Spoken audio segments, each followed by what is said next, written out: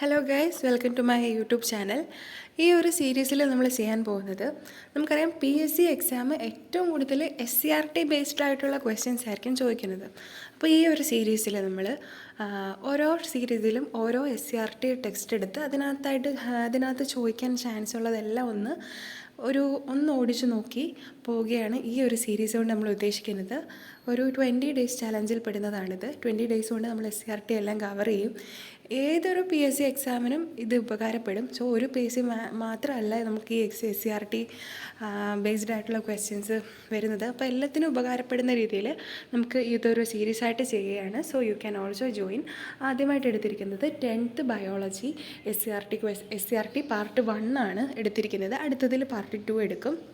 അപ്പോൾ ഇതിനകത്ത് ബയോളജിയിൽ നിന്ന് ഇമ്പോർട്ടൻ്റ് ആയിട്ടുള്ള ഓരോ ചാപ്റ്ററിൽ നിന്നും ചോദിച്ചിട്ടുള്ളത് നമുക്ക് നോക്കിപ്പോകാം. ഫസ്റ്റ് 1 ബയോളജി ക്ലാസ് 10 ചാപ്റ്റർ 1 അറിയാനും പ്രതികരിക്കാനും എന്നുള്ള ചാപ്റ്ററാണ്. ഇതിനകത്ത് വളരെ കുറച്ച് ഇമ്പോർട്ടൻ്റ് ആയിട്ടുള്ള കാര്യങ്ങളാണുള്ളത്. നമുക്ക് ഈ ഒരു ടെക്സ്റ്റ് മാക്സിമം ഒന്ന് ഓടിച്ചു നോക്കിയാൽ ഒരു 10 ക്വസ്റ്റ്യൻസൊക്കെ മാക്സിമം ഇമ്പോർട്ടൻ്റ് ആയിട്ടുള്ളത് കാണത്തുള്ളൂ. അത് ഏതൊക്കെയാണ് 10 ഒരു 20-നകത്ത് അതൊന്ന് കണ്ടുപിടിക്കാൻ മാത്രമാണ് നമ്മുടെ ഈ വീഡിയോയുടെ ലക്ഷ്യം. അപ്പോൾ ഫസ്റ്റ് ചാപ്റ്ററിന് ഞാൻ മാർക്ക് ഓൾറെഡി ചെയ്തിട്ടുണ്ട്. ഫസ്റ്റ് ചാപ്റ്ററിന് ആദ്യം അവിടെ റിസപ്റ്റേഴ്സ് എന്താണെന്നൊന്ന് പറയുന്നുണ്ട്. അപ്പോൾ അത് ജസ്റ്റ് നമുക്ക് നോക്കാം. ഉദ്ദീപനങ്ങളെ സ്വീകരിക്കാൻ ജ്ഞാനേന്ദ്രിയങ്ങളിലും മറ്റ് ശരീരഭാഗങ്ങളിലും സവിശേഷമായ കോശങ്ങളുണ്ട്. ഓക്കെ, നമ്മുടെ റിസപ്റ്റേഴ്സ് എന്ന് പറയും. അതിനെയാണ് ഗ്രാഹികൾ അഥവാ റിസപ്റ്റേഴ്സ് എന്ന് പറയും. ഓക്കെ, നമുക്ക് സ്റ്റിമുലി എന്തെങ്കിലും വരുമ്പോൾ അത് നമുക്ക് നമ്മുടെ സ്വീകരിക്കാൻ ജ്ഞാനേന്ദ്രിയങ്ങളിലും മറ്റ് ബോഡി പാർട്സിലും സെൽസ് ഉണ്ട്. അതിനെ പറയുന്ന പേരാണ് റിസപ്റ്റേഴ്സ്. അടുത്തതായിട്ട് ന്യൂറോണിനെ പറ്റി അഥവാ നാഡീകോശത്തിനെ പറ്റി എന്താണെന്ന് പറയുന്നുണ്ട്. നാഡീവ്യവസ്ഥയുടെ അടിസ്ഥാന നിർമ്മാണ ഘടകമാണ് നാഡീകോശം അഥവാ ന്യൂറോൺ എന്ന് പറയുന്നത് നാഡീവ്യവസ്ഥയുടെ അടിസ്ഥാന നിർമ്മാണ ഘടകമാണ്. പിന്നെ മറ്റെല്ലാ കോശങ്ങളെയും പോലെ നാഡീകോശത്തിനും കോശസ്തരവും കോശദ്രവ്യവും ന്യൂക്ലിയസും ഉണ്ട്. അതൊക്കെ വലിയ ഇമ്പോർട്ടൻ്റ് അല്ല, ജസ്റ്റ് നമുക്കൊന്ന് മനസ്സിലാക്കി വെക്കാൻ മാത്രമേ വായിക്കുക. പിന്നെ ഡെൻഡ്രൈറ്റ് എന്താ, ഡെൻഡ്രോൺ എന്താ, ശ്വാൻകോശം എന്താ, ഇതൊക്കെ എന്താണെന്നുള്ളത്. അതായത് ഡെൻഡ്രൈറ്റ് എന്ന് പറഞ്ഞാൽ നിങ്ങൾക്ക് ആ പടം കണ്ടാൽ മനസ്സിലാവും. ഡെൻഡ്രൈറ്റ് എന്ന് പറഞ്ഞാൽ ഡെൻഡ്രോണിൻ്റെ ശാഖകളാണ് ഡെൻഡ്രൈറ്റ് എന്ന് പറഞ്ഞാൽ. അതായത് ഡെൻഡ്രോൺ എന്താണെന്ന് പറഞ്ഞാൽ കോശ ശരീരത്തിൽ നിന്ന് നീളം കുറഞ്ഞ ഒരു തന്തുവാണ്. അതായത് സെല്ലിൽ നിന്ന് അതിൻ്റെ ഒരു നീളം കുറഞ്ഞ ഒരു തന്തുവിനെയാണ് ഡെൻഡ്രോൺ എന്ന് പറയുന്നത്. അതേപോലെ ശ്വാൻകോശമുണ്ട്. ശ്വാൻകോശം എന്ന് പറഞ്ഞാൽ ആക്സോണിനെ വലയം ചെയ്യുന്നതാണ് ശ്വാൻകോശം എന്ന് പറഞ്ഞാൽ. ശ്വാൻകോശം എന്ന് പറഞ്ഞാൽ ആക്സോണിനെ വലയം ചെയ്യുന്നതാണ് ശ്വാൻകോശം എന്ന് പറഞ്ഞാൽ. അതായത് 1 സെക്കൻഡ്. ഓക്കെ, ശ്വാൻകോശം എന്ന് പറഞ്ഞാൽ ആക്സോണിനെ വലയം ചെയ്യുന്നതാണ് ശ്വാൻകോശം എന്ന് പറഞ്ഞാൽ. ആക്സോൺ എന്ന് പറഞ്ഞാൽ എന്താണ്? കോശ ശരീരത്തിൽ നിന്നുള്ള നീളം കൂടിയ തന്തുവിനെയാണ് നമ്മൾ ആക്സോൺ എന്ന് പറയുന്നത്. നീളം കൂടിയ തന്തു ആക്സോൺ കോശ ശരീരത്തിൽ നിന്ന് ആവേഗങ്ങളെ പുറത്തേക്ക് സംവഹിക്കുന്നു. ഇത് മലയാളത്തിലായതുകൊണ്ട് ഇംഗ്ലീഷ് മീഡിയം പഠിച്ചവർക്ക് കുറച്ച് ബുദ്ധിമുട്ടായിരിക്കും. ഞാനും ഇംഗ്ലീഷ് മീഡിയം, സോ എനിക്കിത് പെട്ടെന്ന് മനസ്സിലാക്കാൻ കുറച്ച് ബുദ്ധിമുട്ടുണ്ട്.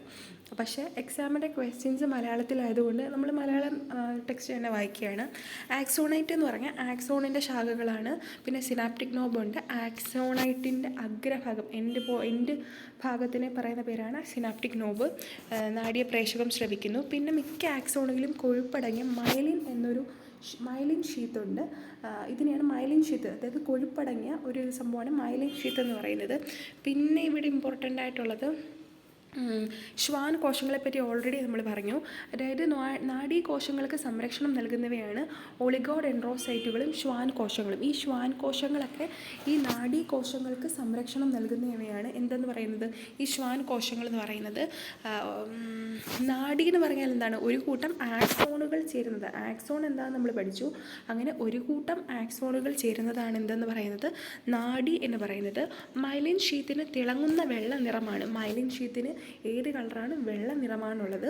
മസ്തിഷ്കത്തിലും സുഷുമ്നയിലും മൈലിൻ ഷീത്തുള്ള നാഡീകോശങ്ങൾ കൂടുതൽ കാണപ്പെടുന്ന ഭാഗമാണ് വൈറ്റ് മാറ്റർ എന്നും മൈലിൻ ഷീത്ത് അധികം ഇല്ലാത്ത ഭാഗത്തിനെ ഗ്രേ മാറ്റർ എന്നും നമ്മൾ അറിയപ്പെടുന്നു. പിന്നെ ഇതിനകത്ത് ഇമ്പോർട്ടൻ്റ് ആയിട്ടുള്ളത് ഓക്കെ, പിന്നെ നമുക്ക് ഇമ്പോർട്ടൻ്റ് ആയിട്ടുള്ളത് സിനാപ്സിനെ പറ്റിയാണ്. സിനാപ്സ് എന്ന് പറഞ്ഞാൽ രണ്ട് നാഡീകോശങ്ങൾ തമ്മിലോ നാഡീകോശവും പേശീകോശവുമോ നാഡീകോശവും ഗ്രന്ഥികോശവുമോ ബന്ധപ്പെടുന്ന ഭാഗമാണ് സിനാപ്സ് എന്ന് പറഞ്ഞാൽ. സിനാപ്റ്റിക് നോബ്, സിനാപ്സ് എന്നൊക്കെ പറഞ്ഞാൽ നമ്മൾ ഓൾറെഡി പഠിച്ചിട്ടുള്ള കാര്യങ്ങളാണ് 10th. അപ്പോൾ അതെന്താണെന്ന് ഒന്ന് റെഫർ ചെയ്യുക. പിന്നെ ഈ രാസവസ്തുക്കൾ, അതായത് ന്യൂറോ ട്രാൻസ്മിറ്റേഴ്സ് ഉണ്ട്, നമുക്ക് സ്റ്റിമുലിയായിട്ട് ഉപയോഗിക്കുന്ന ന്യൂറോ ട്രാൻസ്മിറ്റേഴ്സ്. അതായത് ന്യൂറോ ട്രാൻസ്മിറ്റർ എന്ന് പറഞ്ഞാൽ തൊട്ടടുത്ത ഡെൻഡ്രൈറ്റ് എന്താണെന്ന് നമ്മൾ പഠിച്ചു.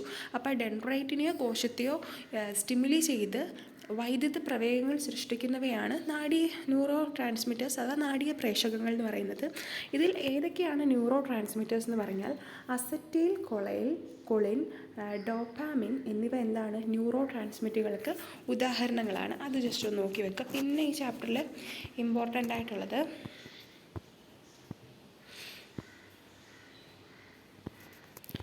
ദെൻ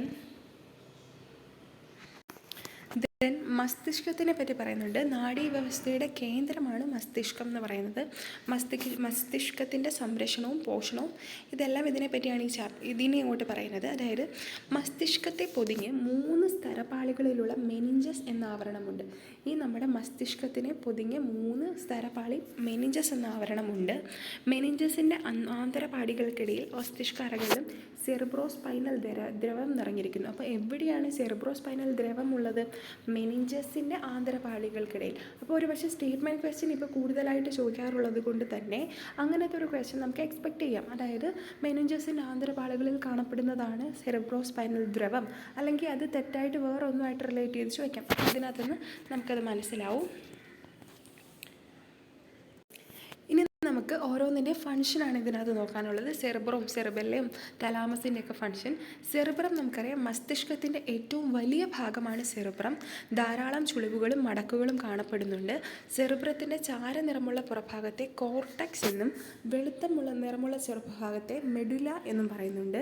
നമ്മുടെ ചിന്ത, തോട്ട്, ഇൻ്റലിജൻസ്, മീൻസ് ഓർമ്മ, ഭാവന, ഇമാജിനേഷൻ, ഇതെല്ലാം എന്താണ്? ഈ സെറിബ്രമാണ് ഇതിൻ്റെ എല്ലാം കേന്ദ്രം. ഇന്ദ്രിയാനുഭവങ്ങൾ ഉളവാക്കുന്നു. നമുക്ക് ഒരു ടച്ച് ചെയ്ത ഒരു ഫീല്, ഇത് നമുക്ക് എന്താ പറയുന്നത്, അത് വരുന്നത് എന്തിലൂടെയാണ്? ഈ സെറിബ്രത്തിലൂടെയാണ്. ഐച്ഛിക ചലനങ്ങളെ നിയന്ത്രിക്കുന്നു. അടുത്ത തലാമസിനെ പറ്റി പറഞ്ഞിരിക്കുന്നത് നോക്കിക്കേ.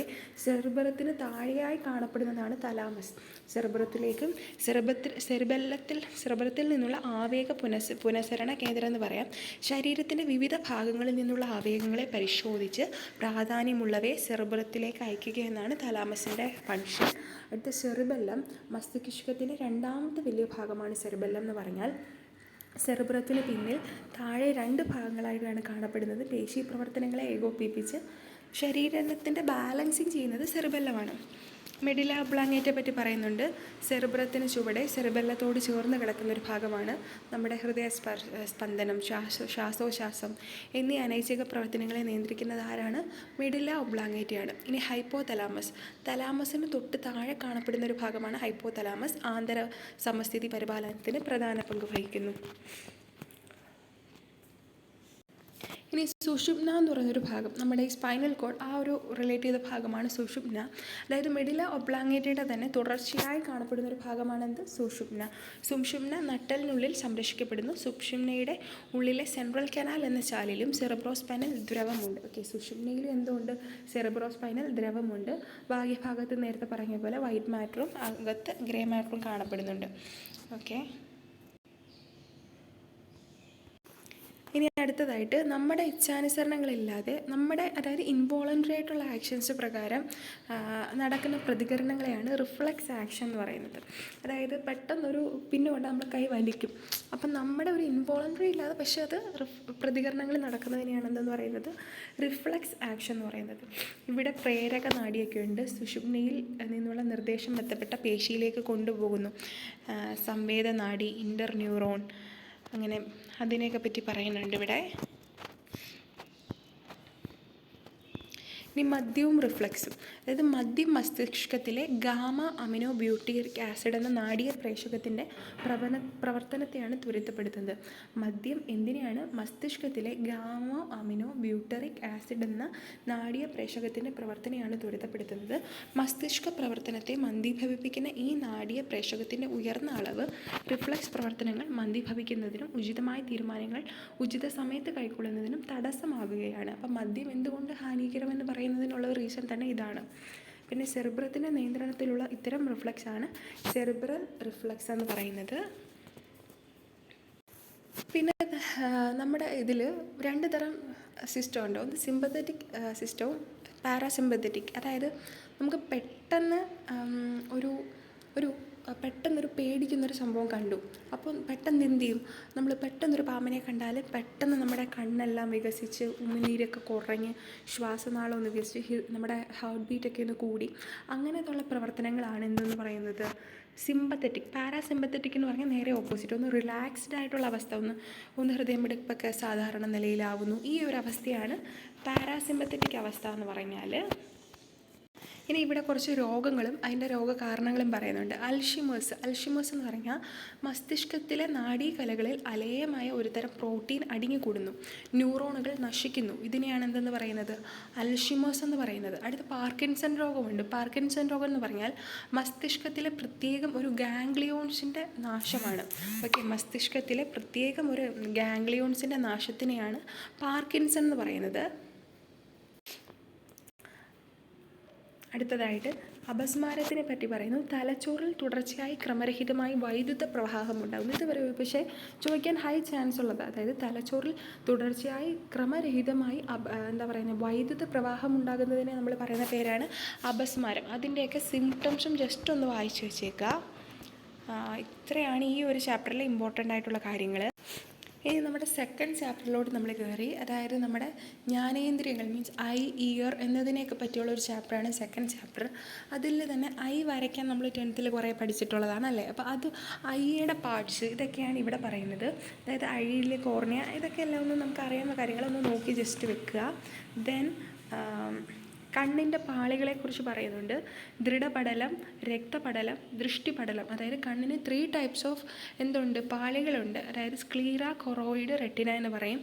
കണ്ണിന് ദൃഢത നൽകുന്ന വെളുത്ത നിറമുള്ള പാളിയാണ് യോജക കലയാൽ നിർമ്മിതമായിട്ടുള്ളൊരു പാളിയാണ് ദൃഢപടലം.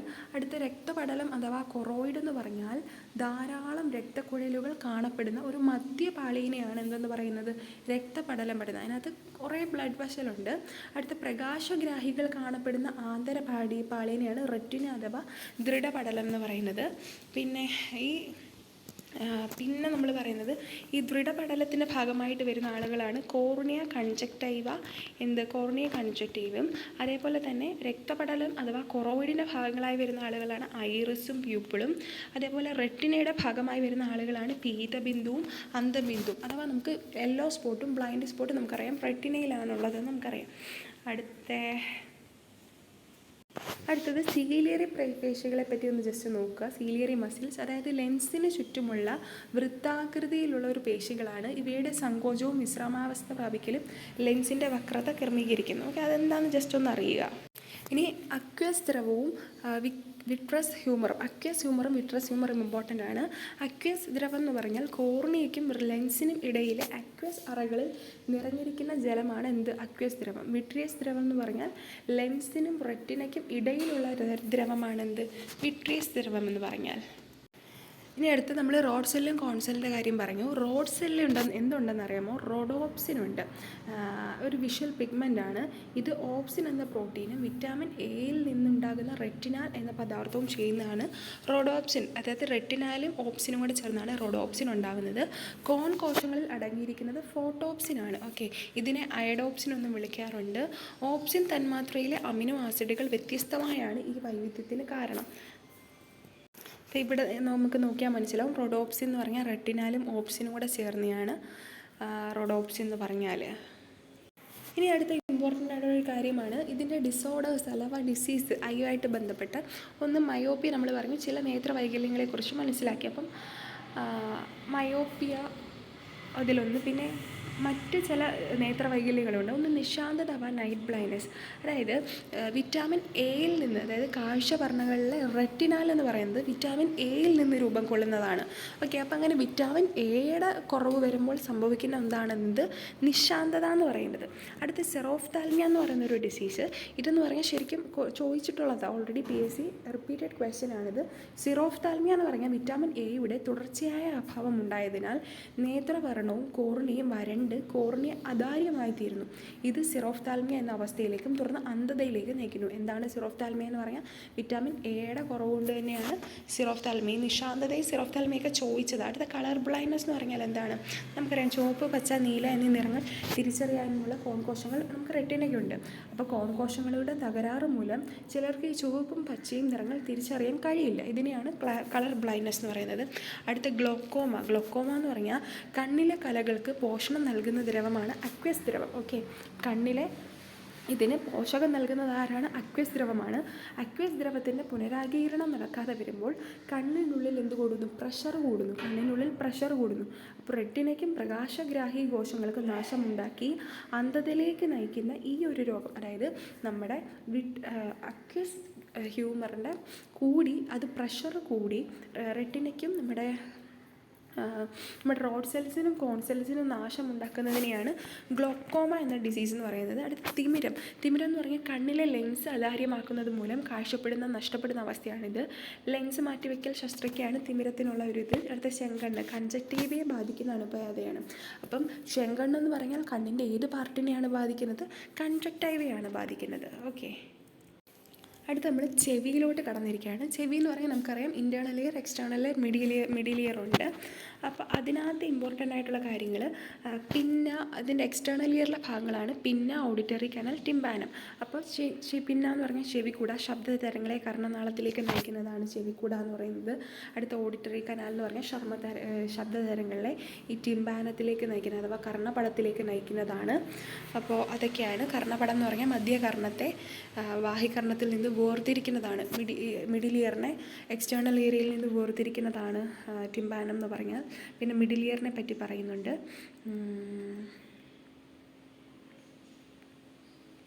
അടുത്ത യുസ്റ്റേഷ്യൻ പാളി എന്താണെന്ന് വെച്ചാൽ മധ്യകർണത്തെ ഗ്രസനിയുമായി ബന്ധിപ്പിക്കുന്ന ഒന്നാണ് യുസ്റ്റേഷ്യൻ പാളി എന്ന് പറഞ്ഞാൽ. ഓക്കെ, കർണപടത്തിൻ്റെ ഇരുവശത്തെയും മർദ്ദം തുല്യമാക്കി കർണപടത്തെ സംരക്ഷിക്കുന്ന ഒന്നാണ് യുസ്റ്റേഷ്യൻ പാളി. ഓക്കെ, അടുത്ത കുറച്ച് ഇമ്പോർട്ടൻ്റ് ആയിട്ടുള്ള കാര്യങ്ങളാണ്. ആന്തരകർണം സ്ഥിതി ചെയ്യുന്നത് തലയോടിയിലെ അസ്ഥി നിർമ്മിതമായ അറയ്ക്കുള്ളിൽ അഥവാ ബോണി ലാബ്രിന്തിലാണ്. ഈ അസ്ഥി അറയ്ക്കുള്ളിൽ സ്ഥിരനിർമ്മിതമായ അറകളുമുണ്ട്. സ്തര അറയ്ക്കുള്ളിൽ എൻഡോലിഫ് എന്ന ദ്രവവും അസ്ഥി അറയ്ക്കുമിടയിൽ പെരിലിംബുമുണ്ട്. അപ്പോൾ ഇതൊക്കെ എന്താണെന്ന് ജസ്റ്റ് ഒന്ന് നോക്കി വെക്കുക. അടുത്ത ഓവൽ വിൻഡ് എന്താണെന്ന് നോക്കാം. സ്റ്റേപ്പിസിനോട് അകത്തിരിക്കുന്ന, അതായത് മാലിയസ് ഇംഗസ് സ്റ്റേപ്പിസ് ഉണ്ട്. അപ്പോൾ അതിനോട് അകത്തിരിക്കുന്നത് ഇതാണ് മാലിയസ് ഇംഗസ് സ്റ്റേപ്പിസ്. അപ്പം സ്റ്റേപ്പിസിനോട് അടുത്തിരിക്കുന്ന ഒരു സ്ഥലമാണ് അസ്ഥിശൃംഖലയെ കമ്പനം ആന്തരകർണത്തിലേക്ക് വ്യാപിപ്പിക്കുന്നു. ഓക്കെ, അടുത്ത ശ്രവണ സഹായി എന്ന് പറയുന്നത് നമുക്ക് കേൾക്കാൻ ഉപയോഗിക്കുന്ന ഒരു ഇലക്ട്രോണിക് ഉപകരണമാണെന്നറിയാം. ഓക്കെ, ശ്രവണ സഹായം എന്ന് പറഞ്ഞാൽ. അടുത്ത നമ്മുടെ ടേസ്റ്റ്, അതായത് അടുത്ത ടങ്ങിനെ പറ്റിയാണ് അടുത്ത പഠിക്കുന്നത്. ടങ്ങിൻ്റെ ഒരു എന്താ പറയുന്നത്, പാപ്പിലെ എന്ന് പറയുന്നൊരു ഇതിനെപ്പറ്റി പറയുന്നുണ്ട്. അതായത് ടങ്ങിൻ്റെ ഉപരിതലത്തിൽ ഉയർന്നു നിൽക്കുന്ന ഒരു ഭാഗമാണ്. ഓക്കെ, അതേപോലെ തന്നെ വായ്ക്കുള്ളിലും നാക്കുള്ളിലും കീമോ റിസപ്റ്റേഴ്സാണ് നമ്മുടെ രുചി അറിയാൻ സഹായിക്കുന്നത്. അതേപോലെ ടേസ്റ്റ് ബഡ്സ് ഉണ്ട്. സ്വീറ്റ്, സോൾട്ട് ഒക്കെ തിരിച്ചറിയാൻ ഉപയോഗിക്കുന്നത് എന്താണ്? ഈ ടേസ്റ്റ് ബഡ്സ് ആണ് ഉപയോഗിക്കുന്നത്. അടുത്തതായിട്ട് വിവിധ ഇൻസെക്ട്സിലെ ഓരോ ഗ്രാഹികൾ എങ്ങനെ അറിയുന്നു എന്നുള്ളതാണ്. ഒന്ന് പ്ലാനേറിയയിലെ ഐസ്പോട്ടാണ്. അത് പ്രകാശം തിരിച്ചറിയാനാണ് പ്ലാനേറിയൽ ഐസ്പോട്ട് യൂസ് ചെയ്യുന്നത്. ഈച്ചയിൽ ഒമാറ്റീഡിയാണ്. ആയിരക്കണക്കിന് ചെറിയ കണങ്ങൾ ചേർന്നിട്ട് രൂപാന്തരപ്പെട്ടിരിക്കുന്നു ഒമാറ്റീഡിയ എന്ന ധാരാളം പ്രകാശഗ്രഹീണ സംവിധാനങ്ങൾ കൂടിച്ചേർന്നാണ് ഈച്ച ഷഡ്പദങ്ങളുടെയൊക്കെ കണ്ണ്. അടുത്ത് നമുക്കറിയാം സ്രാവിലൊക്കെ പാർശ്വവരവ് അതുപോലെ ലാറ്ററൽ ലൈനുണ്ട്. അതായത് ഈ ഇരുവശങ്ങളിലുമുള്ള നമ്മുടെ ബാലൻസ് ചെയ്യുന്ന ഒന്നാണ് ഈ ലാറ്ററൽ ലൈൻ എന്ന് പറഞ്ഞാൽ. ജേക്കബ്സൺ ഓർഗൻ ആർക്കാണ്? പാമ്പിനാണ് ഈ ജേക്കബ്സൺ ഓർഗൻ ഉള്ളത്. നാക്കി പറ്റിപ്പിടിക്കുന്ന ഗന്ധകണികൾ വായുടെ മുകൾ ഭാഗത്തുള്ള ജേക്കബ്സൺ ഓർഗനിൽ എത്തുന്നു. അപ്പോൾ അവിടെയുള്ള ഗ്രന്ഥഗ്രഹികൾ ഉത്തേജിപ്പിക്കപ്പെടുന്നു. അടുത്ത തേർഡ് ചാപ്റ്ററാണ് സമസ്ഥിതിക്കായുള്ള രാസ സന്ദേശങ്ങൾ എന്ന് പറയുന്ന ചാപ്റ്ററാണ് തേർഡ് ചാപ്റ്റർ. ഇതെന്ന് പറഞ്ഞാൽ നമ്മുടെ ശരീരത്തിലെ പ്രവർത്തനങ്ങൾ എല്ലാം കൺട്രോൾ ചെയ്യുകയും അതേപോലെ അതിനെ ഒന്ന് എല്ലാം ഏകോപിപ്പിക്കുകയും ചെയ്യുന്ന ഒരു അവസ്ഥയാണ്, ഒരു അവയവ വ്യവസ്ഥയാണ് എന്തെന്ന് പറയുന്നത് എൻഡോക്രൈൻ സിസ്റ്റം അഥവാ അന്തസ്രാവീവ്യ വ്യവസ്ഥ എന്ന് പറയുന്നത്. കോശങ്ങളുടെ പ്രവർത്തനങ്ങളെ നിയന്ത്രിക്കുന്ന രാസസന്ദേശവാഹകരാണ് ഹോർമോണുകൾ എന്ന് പറയുന്നത്. പിന്നെ പ്രത്യേക കുഴൽ സംവിധാനമൊന്നുമില്ലാതെ ഉള്ളതിന് ഡക്റ്റ് ഗ്ലാൻഡ് നമ്മൾ വിളിക്കുന്നുണ്ട്. അതേപോലെ തന്നെ രക്തത്തിൽ കലർന്ന് സഞ്ചരിക്കുന്നതിനാൽ ഹോർമോണുകൾ ശരീരത്തിലെമ്പാടും എത്തിച്ചേരുന്നുണ്ട്. എന്നാൽ ഓരോ ഹോർമോണും പ്രത്യേക ഗ്രാഹികളുള്ള കോശങ്ങളിൽ മാത്രമേ പ്രവർത്തിക്കുന്നുള്ളൂ. അതിന് നമുക്ക് ലക്ഷ്യകോശങ്ങൾ, അതാണ് ലക്ഷ്യകോശങ്ങൾ. പിന്നെ ഇനി നമ്മുടെ പാൻക്രിയാസ് ഗ്രന്ഥി ഉണ്ടാക്കുന്നത് എന്താണ്? ഗ്ലൂക്കോസാണ്. അപ്പോൾ ഈ ഗ്ലൂക്കോസ് തന്മാത്രകൾ രക്തത്തിലേക്ക് ആഗിരണം ചെയ്യുന്നുണ്ട്. അത് എവിടെ നിന്നാണ് ഉണ്ടാകുന്നത്? പാൻക്രിയാസ് എന്ന ഗ്രന്ഥിയാണ് ഒരു മുഖ്യ പങ്ക് ഇതിന് വഹിക്കുന്നത്. അതിന് ശേഷം നമ്മൾ ആമാശയത്തിൻ്റെ തുടർച്ചയായ പക്വാശയത്തിലേക്ക് ബന്ധിപ്പിക്കപ്പെട്ട ഗ്രന്ഥിയാണെന്ത്? പാൻക്രിയാസ്. ഇവിടെയാണ് ഐലറ്റ്സ് ഓഫ് ലാംഗർഹൻസ് ഉള്ളത്. പാൻക്രിയാസ് ഗ്രന്ഥിയിലാണ് എന്തുള്ളത്? Islets of Langerhans. ഇതൊരു ഇമ്പോർട്ടൻറ്റ് കാര്യമാണ്. പിന്നെന്താണ്, ആൽഫ കോശങ്ങൾ ഗ്ലൂക്കോഗൺ എന്ന ഹോർമോണും എന്ത് ചെയ്യുന്നുണ്ട്? ബീറ്റ കോശങ്ങളാണ് ഇൻസുലിൻ. ഇതിലൊരു ഇമ്പോർട്ടൻറ്റ് കാര്യങ്ങളുണ്ട്. അതായത് നമുക്കറിയാം പാൻക്രിയാസ് ആണ് ഐലറ്റ് ഓഫ് ലാംഗർഹൻസ് എന്ന് ഇത് ചെയ്യുന്നത്. അതിൽ തന്നെ ബീറ്റ കോശങ്ങൾ ഇൻസുലിനും ആൽഫ കോശങ്ങൾ എന്താണ്? ഗ്ലൂക്കഗണുമാണ് ഉൽപ്പാദിപ്പിക്കുന്നത്. ഓക്കെ, ഇനി ഇൻസുലിൻ്റെയും ഗ്ലൂക്കോഗണിൻ്റെയും ഫംഗ്ഷൻ ഒന്ന് നോക്കിക്കേ. ഇൻസുലിൻ എന്ന് പറഞ്ഞാൽ ഗ്ലൂക്കോസിനെ കോശങ്ങളിലേക്ക് പ്രവേശിപ്പിക്കുന്നതാണ് ഇൻസുലിനെ കോശങ്ങളിലേക്ക് പ്രവേശിപ്പിക്കുന്നതാണെന്ത്? ഇൻസുലിൻ എന്ന് പറയുന്നത്. കരളിലും പേശികളിലും വെച്ച് ഗ്ലൂക്കോസിനെ ഗ്ലൈക്കജൻ ആക്കുന്നു. അതേപോലെ തന്നെ ഗ്ലൂക്കോഗൺ എന്ന് പറഞ്ഞാൽ കരളിൽ സംരക്ഷിച്ചിരിക്കുന്ന ഗ്ലൈക്കോജനെ ഗ്ലൂക്കോസ് ആക്കി മാറ്റുന്നതാണ് ഗ്ലൂക്കോഗൺ. അമിനോ ആസിഡുകളിൽ നിന്ന് ഗ്ലൂക്കോസ് നിർമ്മിക്കാൻ പറ്റുന്നുണ്ട്. പിന്നെന്താണ്, രക്തത്തിലെ ഗ്ലൂക്കോസിൻ്റെ ഒരു സാധാരണ അളവ് ഇത് ഓർത്ത് വെക്കുക, 70 to 110 mg ആണ്, അഥവാ 100 ml ആണ് രക്തത്തിലെ ഗ്ലൂക്കോസിൻ്റെ ഒരു സാധാരണ അളവെന്ന് പറഞ്ഞാൽ. ഇതിൻ്റെ ബാക്കിയുള്ള വീഡിയോ നമ്മൾ പാർട്ട് 2 പറയുന്നതാണ്.